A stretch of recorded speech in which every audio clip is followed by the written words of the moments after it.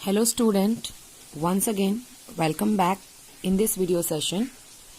Student, today in this video session we will discuss our new topic, that is ideal gas equation and absolute temperature. बच्चों, इस video session में हम ideal gas equation क्या है और किस equation को आइडियल गैस इक्वेशन बोलते हैं इसे हम बाद में डिस्कस करेंगे। पहले हम डिस्कस करेंगे एब्सोल्यूट टेम्परेचर को। वो इसलिए क्योंकि इसके प्रीवियस वाले वीडियो में टेम्परेचर से रिलेटेड हमने बहुत सारी चीज़ों को पढ़ा है और समझा है। तो एब्सोल्यूट टेम्परेचर क्या है, अगर इसे हम डिफाइन करना चाहें तो नॉर्मली या फिर जनरली हम कह सकते हैं कि अगर किसी भी बॉडी की सारी हीट को अगर निकाल दिया जाए तो क्या होगा उसका टेम्परेचर। एक बार मैं फिर से रिपीट करती हूँ कि अगर किसी भी बॉडी की सारी हीट को निकाल दी जाए तो उस बॉडी का टेम्परेचर क्या होगा। तो जो भी टेम्परेचर वो बॉडी पजेस करेगी उसी को हम कहते हैं एब्सोल्यूट टेम्परेचर। तो बच्चों, हमने प्रीवियस वीडियो में बात की थी कि हमारे पास इस टेम्परेचर को मेजर करने वाले 3 स्केल्स हैं जिसका यूज बहुत ज्यादा होता है। उनमें से 2 स्केल्स का यूज पूरे ऑल ओवर वर्ल्ड सबसे ज्यादा किया जाता है। उसमें से पहला है आपका डिग्री सेल्सियस स्केल और दूसरी है फ़ारेनहाइट स्केल। एक और स्केल के बारे में मैंने आपको बताया था जिसका नाम दिया था केल्विन, और केल्विन आपको मैंने ये भी बताया था कि जो केल्विन है वो इस टेम्परेचर को मेजर करने वाला एसआई यूनिट भी है। भले ही डिग्री सेल्सियस और फ़ारेनहाइट बहुत फेमस स्केल है, बट फिर भी वो टेम्परेचर के एसआई यूनिट नहीं है, क्योंकि जो केल्विन है वो टेम्परेचर के यूनिट को बहुत फिजिकली, अगर कहें फिजिक्स की भाषा में कहें तो ज्यादा बेहतर तरीके से इंटरप्रेट करता है। इसलिए केल्विन ही इस टेम्परेचर को मेजर करने वाला स्टैंडर्ड और या फिर कह सकते हैं एसआई यूनिट है। तो हम आज की वीडियो में देखने वाले हैं कि ये जो एब्सोल्यूट टेम्परेचर है, जो कह सकते हैं कि यूनिवर्स का जो मिनिमम टेम्परेचर है, क्योंकि सारी हीट को लूज करने के बाद बॉडी के अंदर अगर हीट होगी ही नहीं तो टेम्परेचर भी क्या होगा, मिनिमम ही होगा। तो कह सकते हैं कि इस पूरे यूनिवर्स की जो मिनिमम टेम्परेचर है, जिसको एब्सोल्यूट टेम्परेचर भी बोला गया है, आज हम देखेंगे कि डिग्री सेल्सियस स्केल के ऊपर इस एब्सोल्यूट टेम्परेचर की वैल्यू क्या है, या फिर हम कह सकते हैं कि कितने डिग्री सेल्सियस को हम एब्सोल्यूट टेम्परेचर बोलते हैं। और साथ साथ में ये भी देखेंगे कि इस एब्सोल्यूट टेम्परेचर का इस केल्विन के साथ क्या रिलेशन है। तो स्टार्ट करते हैं हम इस टॉपिक को। इसके लिए हम एग्जाम्पल के तौर पे एक लेते हैं सिलेंडर, और इस सिलेंडर के ऊपर फिक्स करते हैं हम पिस्टन।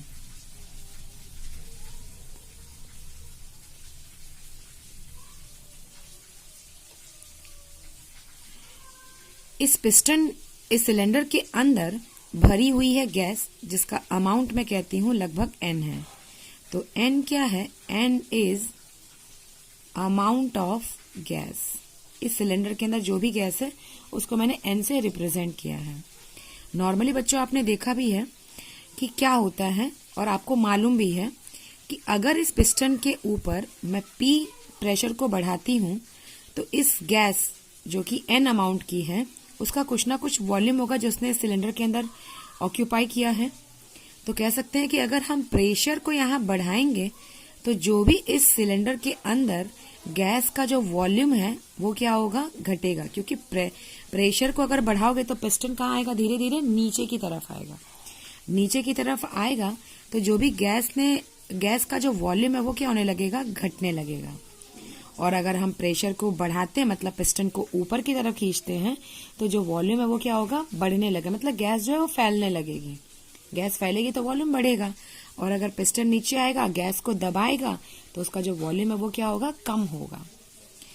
तो बच्चों, इस पूरे एग्जाम्पल के अंदर अब मैं क्या करने वाली हूँ, हमने ये भी देखा है कि जो भी मतलब गैसेस होते हैं उनका कुछ ना कुछ टेम्परेचर होता है, क्योंकि गैस के पास काइनेटिक एनर्जी है, और अगर काइनेटिक एनर्जी है तो ऑब्वियसली हीट को पजेस करेगा, और हीट एनर्जी अगर होगी तो टेम्परेचर ऑब्वियसली होगा। तो क्या करते हैं हम कि इस पूरे एग्जाम्पल के अंदर जो भी गैस का अमाउंट है उसको फिक्स करते हैं, और जो भी इस गैस का टेम्परेचर है, लेट अस से कि वो टेम्परेचर कितना है T, उन दोनों को फिक्स करते हैं। तो मैं यहाँ पे लिखती हूँ कि अगर इस केस के अंदर हम टेम्परेचर और n को फिक्स करते हैं तो बहुत ही मजेदार चीज देखने में आती है कि जो भी प्रेशर है वो और जो भी वॉल्यूम है गैस का वो, अगर दोनों का प्रोडक्ट लिया जाए तो बच्चों ये देखा गया कि दोनों का जो प्रोडक्ट है वो बार बार कांस्टेंट आ रहा है। मैंने बार बार इसलिए बोला है कि जब ये एक्सपेरिमेंट किया जा रहा था तो प्रेशर को अभी भी बढ़ाया जा रहा था, बट टेम्परेचर जो भी गैस का जो भी कह सकते हैं कि जो भी एक्सपेरिमेंट हो रहा था उसको पूरी तरह से आइसोलेट कर दिया गया था। आइसोलेट का मतलब है कि टेम्परेचर फिक्स्ड है और जो गैस है उसका अमाउंट है वो भी फिक्स्ड है। मतलब इस गैस के अंदर अब ना कह सकते हैं कि ना उसका टेम्परेचर बढ़ रहा है, ना ही घट रहा है, और ना ही कोई दूसरी गैस को डाला जा रहा है और ना ही गैस को निकाला जा रहा है। तो ऐसे केस के अंदर अगर हम प्रेशर को बढ़ाते हैं, पहले मैंने बताया था कि अगर इस टेम्परेचर और n से कोई लेना देना ना हो, प्रेशर बढ़ेगा तो वॉल्यूम घटेगा, और अगर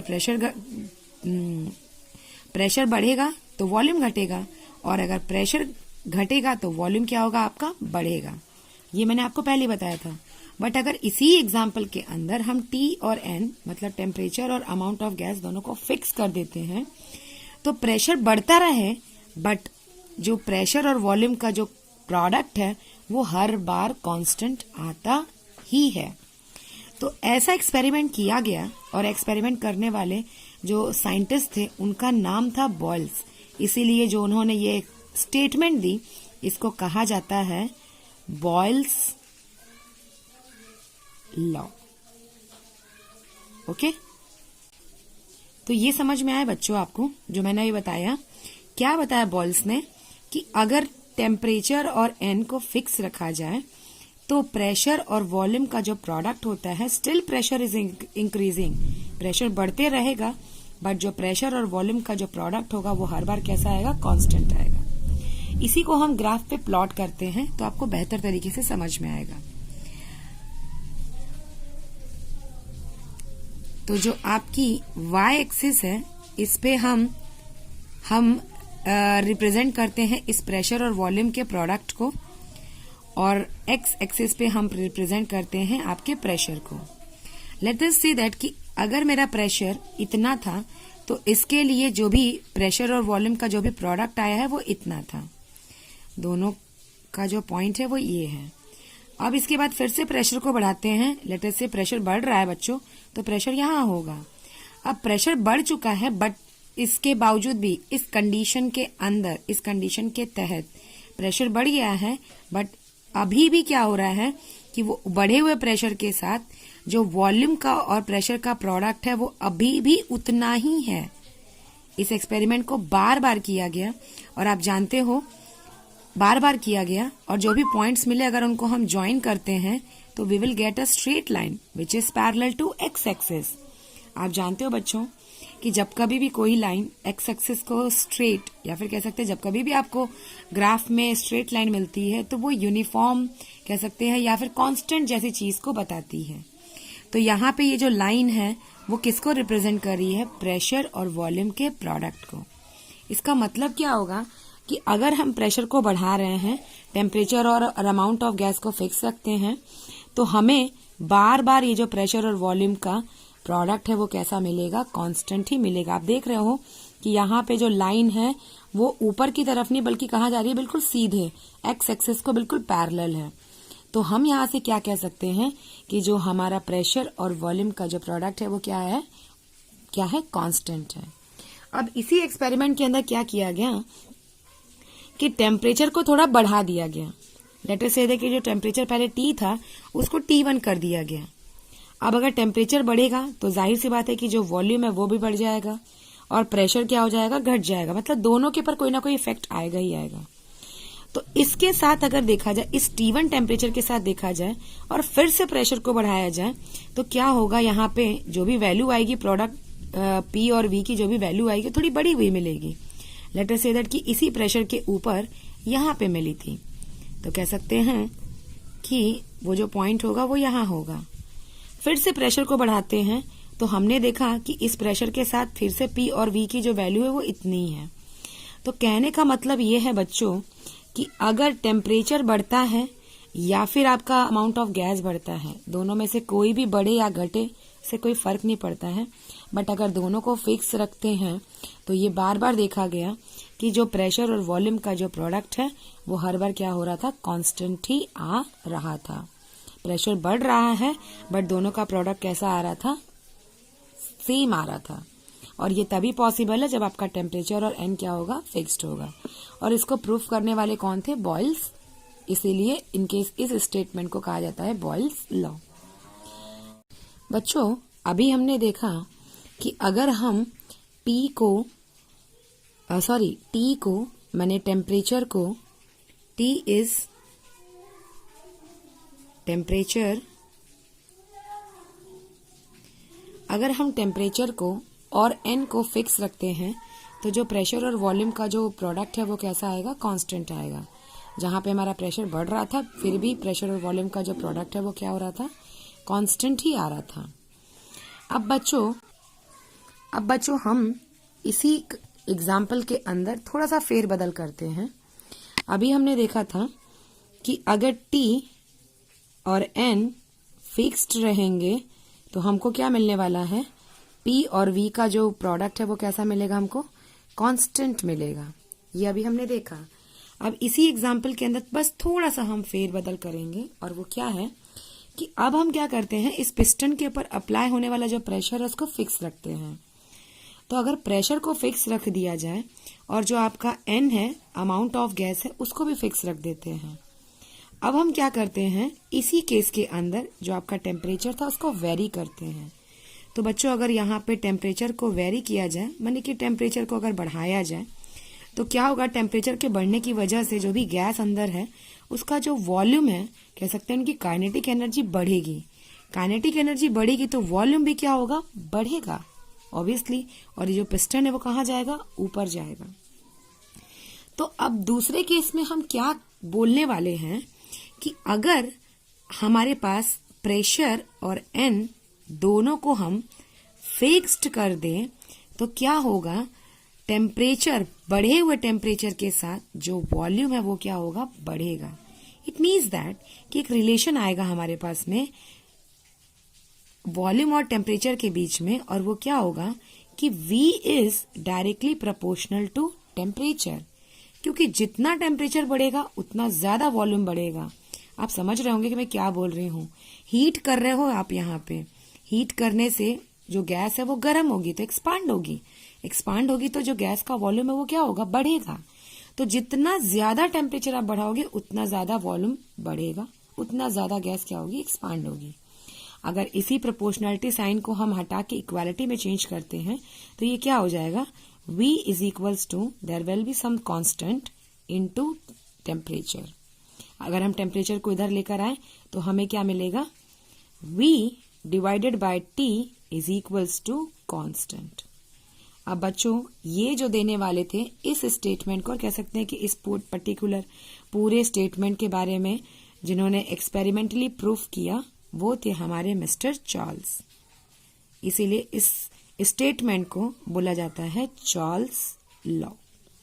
ओके, तो ये समझ में आया आपको कि सेम सिचुएशन के अंदर अगर हम प्रेशर को फिक्स रखते हैं और अमाउंट ऑफ गैस को भी फिक्स रखते हैं तो जो वॉल्यूम है वो बढ़ने लगेगा एज कंपेयर टू टेम्परेचर। दोनों के बीच डायरेक्टली प्रोपोर्शनल है बच्चों इस कंडीशन पे। मतलब जितना वॉल्यूम बढ़ेगा उतना ही टेम्परेचर भी बढ़ेगा। अगर आप वॉल्यूम को 2 टाइम बढ़ाते हैं, अगर टेम्परेचर को 2 टाइम बढ़ाते हैं तो जो वॉल्यूम है वो भी क्या होगा, 2 टाइम्स बढ़ेगा। ठीक है, तो इसी लॉ को कहा जाता है चार्ल्स लॉ भी। इसे मैं दे देती हूँ इक्वेशन नंबर 1 और इसे दे देती हूँ इक्वेशन नंबर 2। अब जैसे मैंने आपको बॉयल्स लॉ को भी ग्राफ के ऊपर प्लॉट करके दिखाया था, वैसे ही चार्ल्स लॉ को भी मैं आपको ग्राफ के ऊपर प्लॉट करके दिखाती हूँ। तो कैसे प्लॉट होगा, यहाँ पे जो ग्राफ है हम प्लॉट करेंगे वॉल्यूम और टेम्परेचर के बीच में। और वो कैसे, तो बच्चों आइए हम इस ग्राफ के ऊपर प्लॉट करते हैं हमारे चार्ल्स लॉ को। तो यहाँ जो एक्स एक्सिस है इस पे हम प्लॉट करते हैं टेम्परेचर को और वाई एक्सिस के ऊपर प्लॉट करते हैं हम वॉल्यूम को। तो मैंने आपको पहले बताया था कि V और T के बीच में डायरेक्टली प्रोपोर्शनल है, मतलब V बढ़ेगा तो टेम्परेचर भी बढ़ेगा। ठीक है, तो अगर लेट अस से दैट कि ये 0 डिग्री सेल्सियस टेम्परेचर को रिप्रेजेंट करता है, तो यहाँ पे कुछ टेम्परेचर के लिए जो वॉल्यूम था वो इतना था। लेट अस से दैट कि जो पॉइंट है वो यहाँ मिलेगा। फिर इस टेम्परेचर के लिए लेट अस से दैट कि इस टेम्परेचर के लिए जो वॉल्यूम है लेट अस से दैट कि वो इतना है। ओके, अब इसके बाद लेट अस से दैट कि इस टेम्परेचर के लिए जो वॉल्यूम है वो लगभग इतना है। ओके, अब क्या करते हैं, इन सारे पॉइंट्स को हम मिला लेते हैं, आपस में मिला लेते हैं। तो क्या देखते हैं क्या मिलेगा हमें।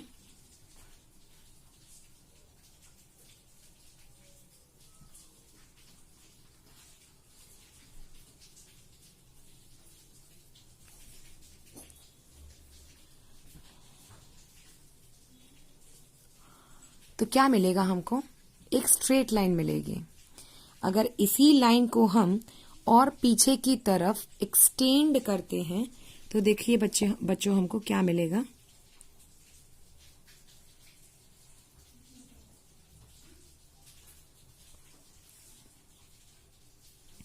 कि ये जो लाइन है आपके टेम्परेचर स्केल के किसी एक पर्टिकुलर पॉइंट को क्या कर रही है, कट कर रही है। अब इसका मतलब क्या है वो आप समझ लीजिए। अब इसका मतलब क्या है वो अच्छे से समझ लीजिए। इसका मतलब है कि जैसे जैसे हम इस 0 डिग्री सेल्सियस से अब 0 डिग्री सेल्सियस से इस तरफ आएंगे तो आप जानते हो कि यहाँ जो भी टेम्परेचर होगा वो कितना होगा, माइनस में होगा।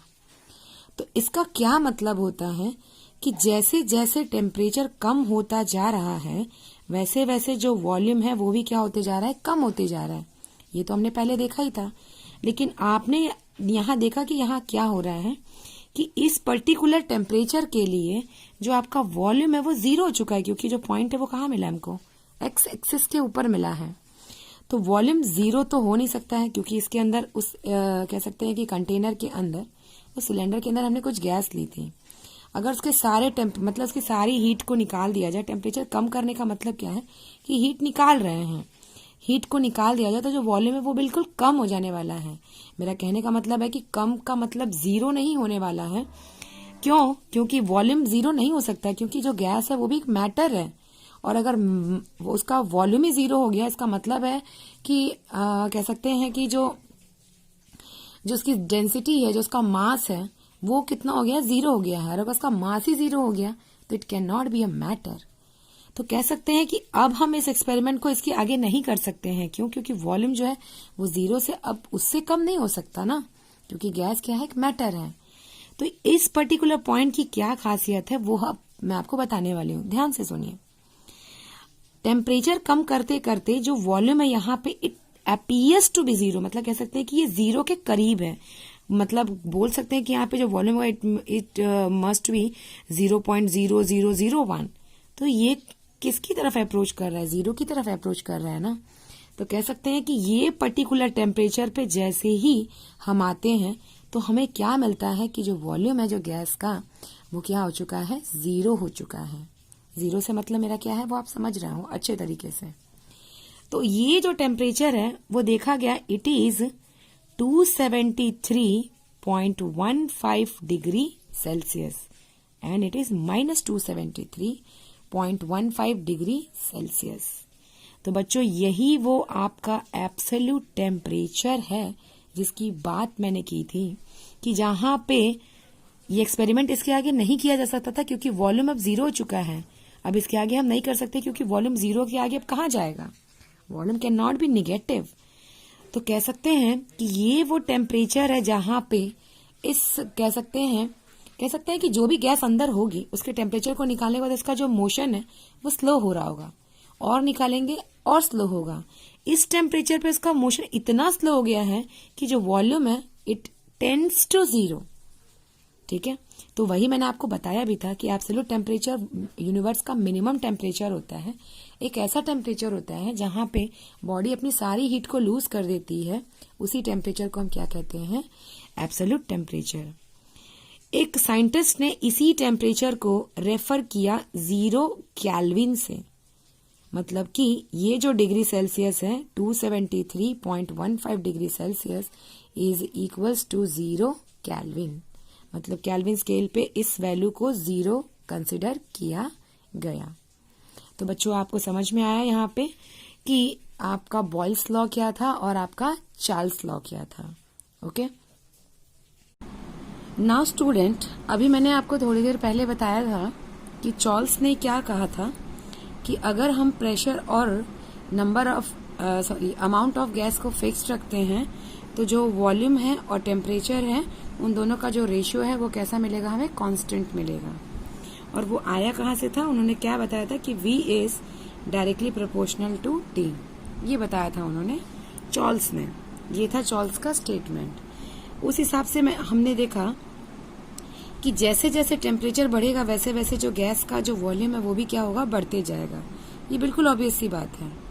अब उसी चीज में एक और चीज कंसिडर करते हैं हम कि मानते हैं कि वो जो गैस था उसके अमाउंट को कम कर देते हैं, यानी कि N को कम कर देते हैं, उसमें से थोड़ी गैस को निकाल लेते हैं। अगर गैस को निकालेंगे पर्टिकुलर इस टेम्परेचर पे तो जो उसका वॉल्यूम होगा वो क्या होगा, बढ़ेगा या फिर घटेगा? यस, एब्सोल्युटली राइट, जो वॉल्यूम है वो क्या होगा, घटेगा। तो कह सकते हैं कि वॉल्यूम, अगर इस टेम्परेचर पे हमने कुछ गैस को निकाल दिया तो वॉल्यूम घट के इतना हो गया, फिर से टेम्परेचर को पर्टिकुलर इसी टेम्परेचर तक बढ़ाते हैं तो जो वॉल्यूम है वो बढ़ेगा। लेट अस से दैट कि वो इतना बढ़ेगा। ठीक है, टेम्परेचर को और बढ़ाते हैं, वॉल्यूम जो है फिर बढ़ेगा। लेट अस से दैट कि वो इतना है। अब फिर से क्या करते हैं, इन तीनों पॉइंट्स को जोड़ लेते हैं। अब जोड़ने के बाद देखो बच्चों क्या मिलेगा हमको,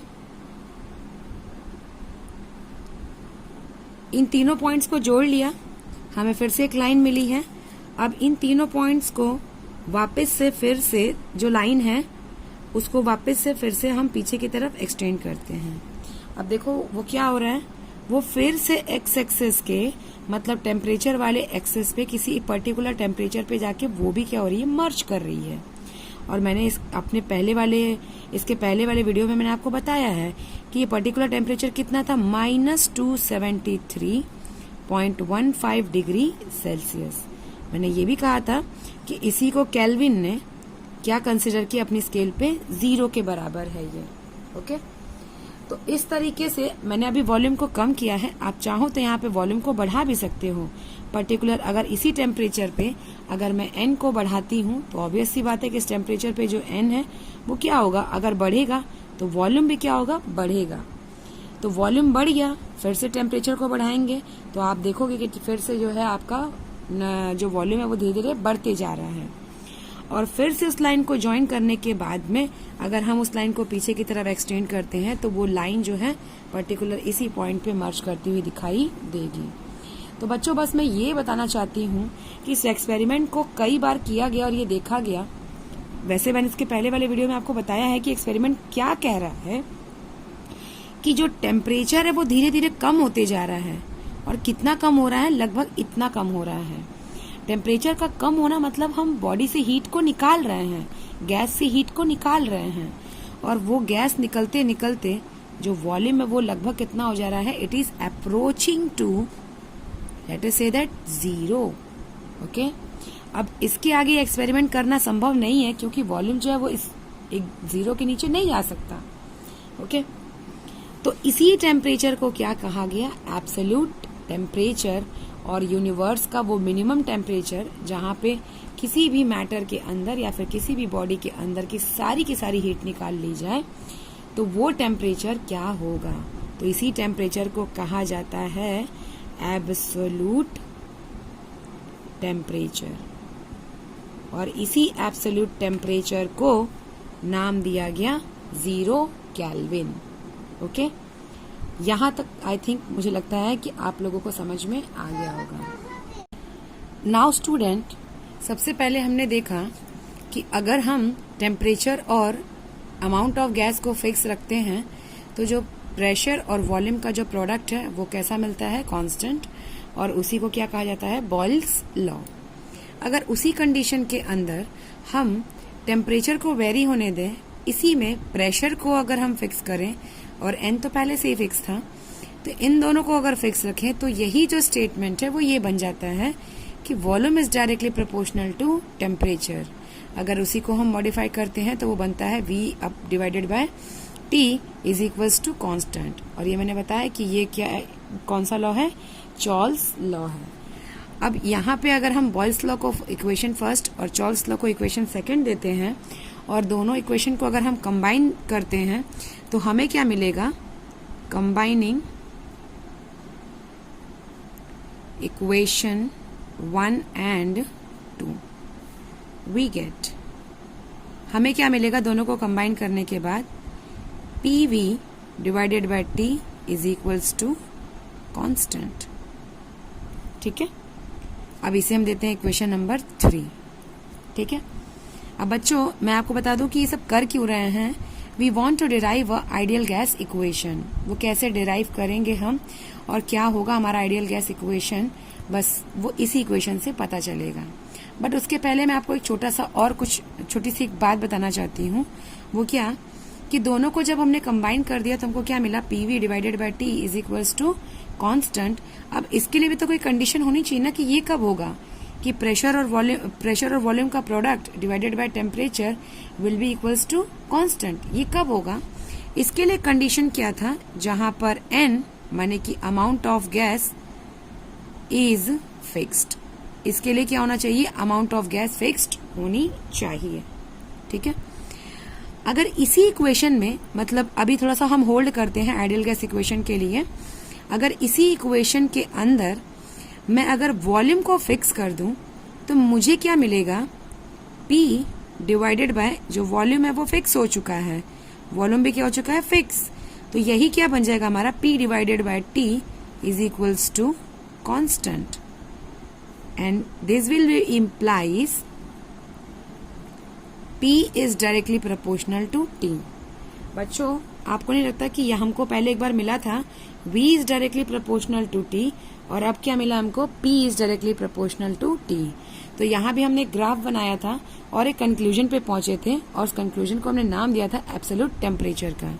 देखते हैं कि क्या वॉल्यूम और टेम्परेचर के बीच में अगर डायरेक्टली प्रोपोर्शनल का रिलेशन है तो हमें एक चीज मिली थी कि अगर किसी बॉडी से सारी की सारी हीट को निकाल दिया जाए तो वो उस टाइम पे हम गैस का जो वॉल्यूम है वो कुछ भी रखें, एक पर्टिकुलर टाइम के ऊपर लाइन को एक्सटेंड करने के बाद हमको एक पर्टिकुलर टेम्परेचर मिल रहा था जिसको हमने एब्सोल्यूट टेम्परेचर बोला था। क्या वही चीज यहाँ पे भी पॉसिबल है? तो ऐसा करते हैं, हम ड्रॉ कर लेते हैं ग्राफ को और देखते हैं कि क्या ये चीज भी वहां पे पॉसिबल है। नाउ स्टूडेंट, वो ग्राफ मैंने ड्रॉ कर लिया, आप देख रहे होंगे कि इसके पहले भी हमने क्या किया था, जब हमने V और T के बीच में जो हमने ग्राफ को प्लॉट किया था तो T को हमने एक्स एक्सिस पे लिया था और V को Y एक्सिस पे। यहाँ पे हमने V को वॉल्यूम को यहाँ प्रेशर से रिप्लेस किया है, तो जो वॉल्यूम है वो नहीं है, तो वॉल्यूम की जगह पे प्रेशर है, तो प्रेशर को हम Y एक्सिस पे प्लॉट करेंगे। अब कंसिडर करते हैं कि पर्टिकुलर इस टेम्परेचर पे जो गैस का जो प्रेशर था वो लगभग इतना था। ठीक है, जैसे टेम्परेचर को बढ़ाया, टेम्परेचर को बढ़ाएंगे बच्चों, फिर से मैं वो एग्जांपल कंसिडर कर लेती हूँ जो हमने पिस्टन वाला लिया था। अब यहाँ पे क्या है, हमारा वॉल्यूम फिक्स्ड है, तो क्या हो रहा है, P और V के बीच में डायरेक्टली प्रोपोर्शनल का रिलेशन है, P is proportional to T। तो जाहिर सी बात है कि वॉल्यूम को अगर फिक्स करेंगे, टेम्परेचर को बढ़ाएंगे तो प्रेशर बढ़ेगा। प्रेशर का बढ़ना मतलब बच्चों, यहाँ जो भी गैस के पार्टिकल्स हैं वो लगातार बहुत तेजी से इस कंटेनर के वॉल से टकराएंगे, तो उनका प्रेशर बढ़ेगा ही ना। टेम्परेचर और बढ़ेगा, उनकी काइनेटिक एनर्जी और ज्यादा बढ़ेगी और प्रेशर भी बढ़ेगा। तो इस टेम्परेचर पे जो प्रेशर है वो क्या होना चाहिए, और ज्यादा बढ़ना चाहिए। रिमेम्बर दैट कि इस पूरे कंडीशन के अंदर, पूरे एग्जाम्पल के अंदर हमने एनी हाउ V को क्या कर दिया, फिक्स कर दिया, वॉल्यूम को हम बढ़ने नहीं दे रहे हैं। ठीक है, तो इस टेम्परेचर के ऊपर जो हमारा कह सकते हैं कि जो प्रेशर है वो भी बढ़ेगा। लेट अस से दैट कि वो इतना है, और फिर से टेम्परेचर को बढ़ाते हैं तो लेट अस से दैट कि जो प्रेशर है वो भी बढ़कर इतना हो जाता है। अब इन तीनों पॉइंट्स को वापस से मिला लेते हैं हम और देखते हैं कि क्या मिलता है हमको।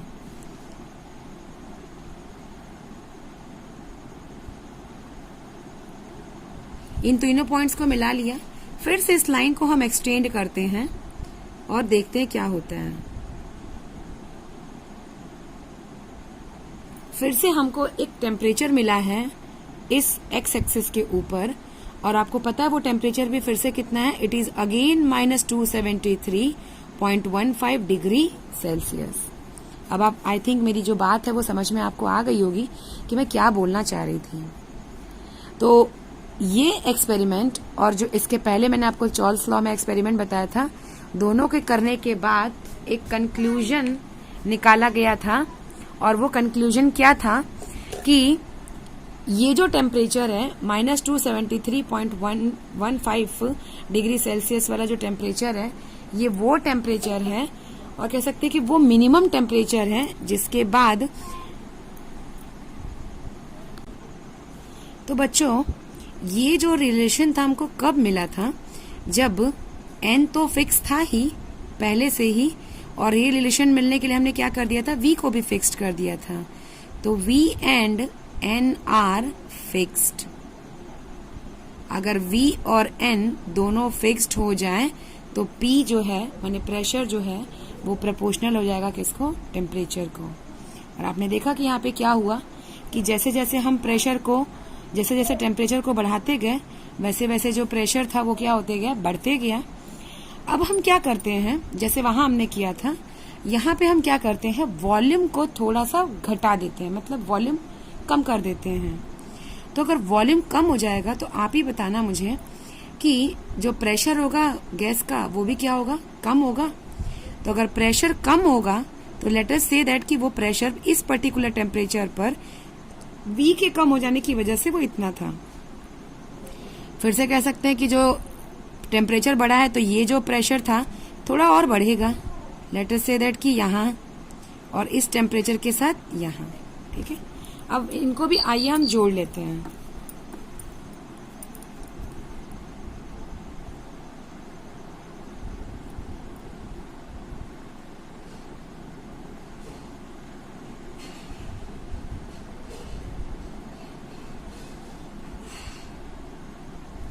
अब इनको जोड़ने के बाद अगर इस लाइन को पीछे की तरफ एक्सटेंड करते हैं तो देखो हमको क्या मिलेगा।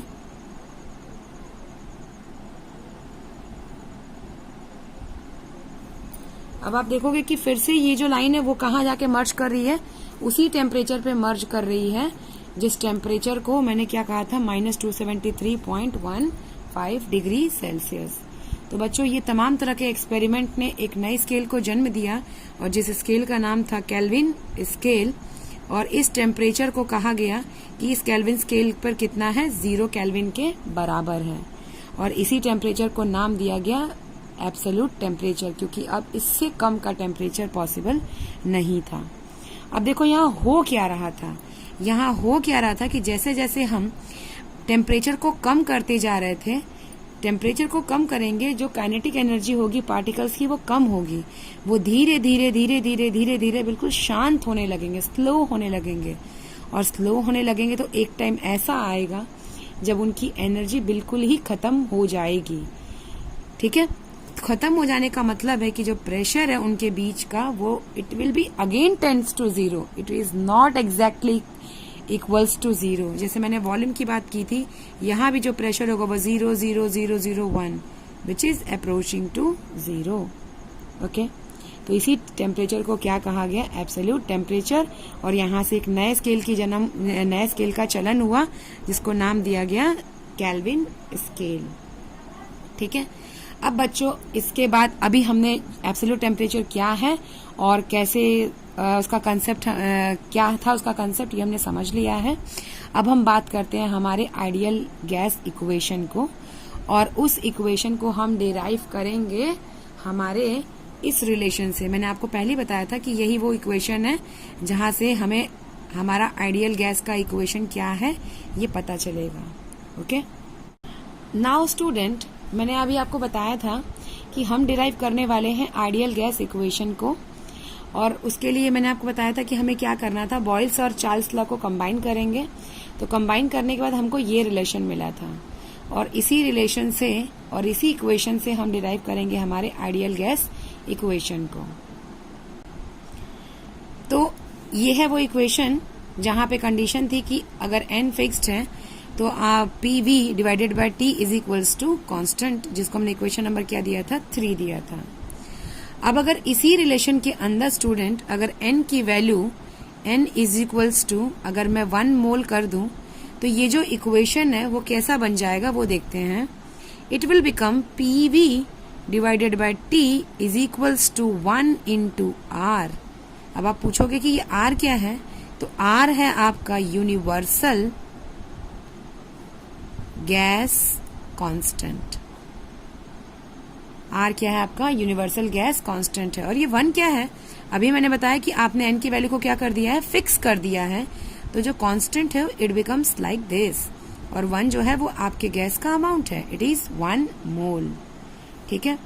अब अगर बच्चों इसी इक्वेशन के अंदर हम ये कहें कि ये जो n का वैल्यू है इट इज n मोल, मतलब अगर मुझे जनरलाइज वे में बात करनी हो, अगर n मोल ऑफ गैस की बात करनी हो तो ये इक्वेशन कैसा दिखाई देगा, it will become PV divided by T is equals to n। अब मैंने 1 मोल की जगह पे कितना मोल लिया है, n मोल लिया है, तो ये बन जाएगा n इंटू R। इसी को थोड़ा सा और मॉडिफाई करते हैं तो ये कैसा बन जाएगा, PV अगर T को उधर ट्रांसफर कर दे तो it will become PV n into R into T। तो बच्चों ये जो इक्वेशन है यही तो इक्वेशन है आपका which is called as ideal gas equation. यही है आपका आइडियल गैस इक्वेशन। अब यहाँ यूनिवर्सल गैस जो कांस्टेंट है इसको हम थोड़ा डिफाइन कर लेते हैं। कांस्टेंट है तो इसकी value again by experiment calculate की गई and it is 8.31 joules per मोल पर केल्विन। ओके, तो आई थिंक मुझे लगता है बच्चों कि आपको यहाँ तक की जो चीजें वो समझ में आई होगी। मैं एक चीज और यहाँ बता दूं कि आइडियल गैस इक्वेशन के अंदर R जो है वो कांस्टेंट तो है ही, अगर यहाँ पे n को फिक्स कर दिया जाए तो अगेन जो आपका रिलेशन है वो कुछ ऐसा बनेगा, PV is directly proportional to T।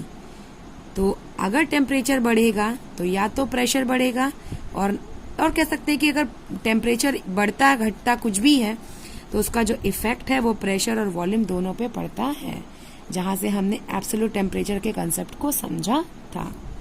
तो here we completed our most important topic, that is ideal gas equation and absolute temperature. Thank you.